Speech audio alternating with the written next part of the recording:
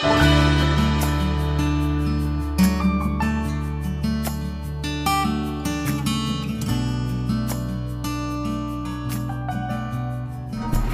to Satrio Mindset.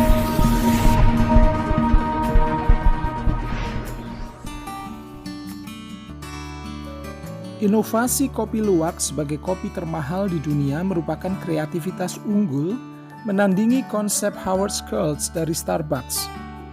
Bayangkan, kopi yang berasal dari sampah musang justru diolah menjadi kopi dengan aroma yang khas. Sampai-sampai Jack Nicholson dan Oprah Winfrey pun ikut berpromosi. Pemasarannya pun dirancang sangat unik, dengan bungkus dan cangkir eksklusif, serta sertifikat keaslian dengan kalimat yang sangat menggelitik.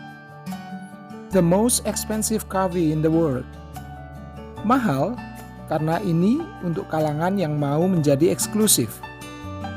Jadi, ini bukan kualitas sembarangan dan murahan.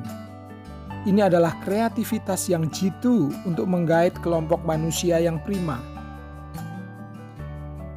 Batik pun tak mau kalah dengan gaya lain. Ketika perajin batik berkolaborasi dengan para marketer jitu, muncullah batik gaya baru yang lebih modern dan kasual dengan desain yang apik. Setelah batik ditetapkan sebagai warisan budaya asli Indonesia, inovasi berkembang dengan cepat. Hasilnya sangat mengejutkan. Batik menjadi fashion baru. Bermunculan rumah mode khas batik dengan keunikan masing-masing. Mereka yang tetap berpola tradisional akan ditinggal pelanggan. Sebuah bukti lagi bahwa inovasi membuat batik hidup kembali dan berada di masa jayanya yang tak pernah terpikirkan oleh bangsa kita 10 tahun lalu. Ketika TV One direnovasi, tak ada yang menyangka bahwa dalam bilangan bulan ia langsung meroket ke papan atas. Bukan hanya mengejutkan Metro TV sebagai incumbent televisi berita, tetapi juga bagi pemain kreatif seperti Trans Group. Apalagi bagi pemain lama yang masih yakin dengan format lama. Kuncinya sekali lagi, inovasi. Bagaimana dengan kita sebagai pribadi? Apakah kita termasuk manusia yang inovatif dan kreatif, atau sekedar melanjutkan aktivitas dan program yang ada?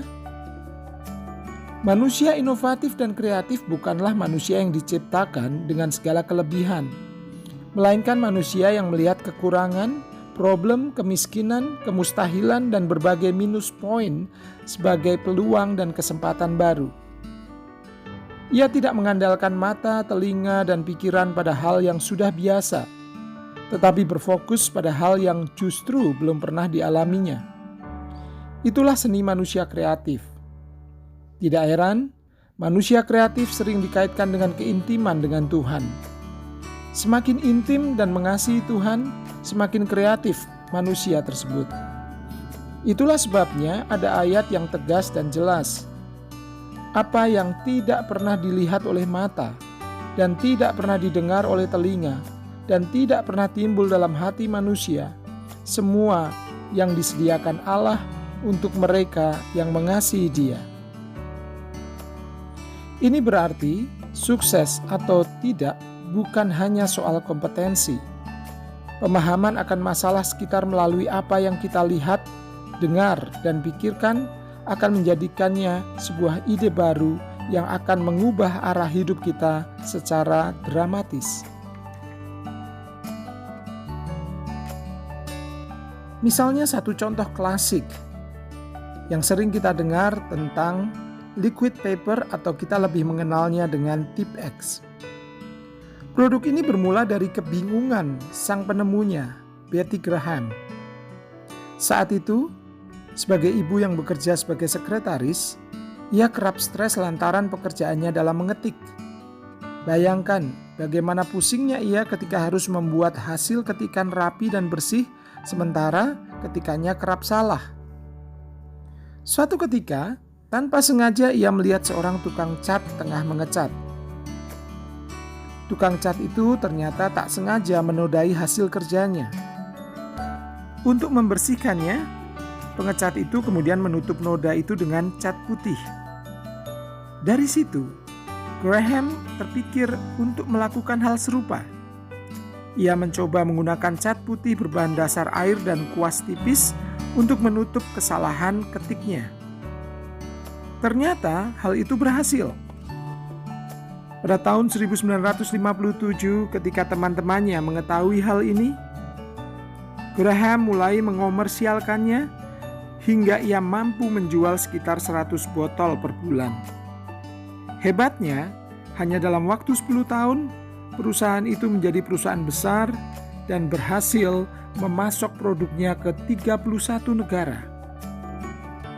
Bahkan perusahaan yang kemudian diberi nama Liquid Paper itu pada tahun 1976 sudah mampu menghasilkan keuntungan bersih lebih dari $1,5 juta Amerika. Pada tahun 1979, Gillette Corporation membeli seluruh perusahaan Betty dan paten Liquid Paper senilai $47,5 juta Amerika dan royalti dalam setiap penjualan botolnya. Kisah ini seharusnya menggugah kita. Ternyata sukses itu bukan sekedar memiliki mimpi besar dari suatu angan-angan yang belum pernah ada. Peluang itu ternyata ada di sekitar kita. Kesempatan untuk maju itu sudah ada sebelum kita mampu menemukannya. Ia sudah biasa kita lihat. Ia sudah terdengar beberapa ratus kali. Ia sudah masuk ke otak kita ribuan kali. Masalahnya adalah kita belum menemukannya. Kita memandang tetapi tidak melihat. Kita mendengar tetapi tidak mengerti. Ia mengalir di pikiran tetapi tidak tertanam. Melihat apa yang ada di sekitar sebagai pengubah nasib dan karier kita sudah selayaknya mulai kita lakukan. Ini perlu latihan. Masalah ternyata bisa menjadi sumber ide. Kalau kita tidak berinovasi, kita akan berhenti atau diam di tempat.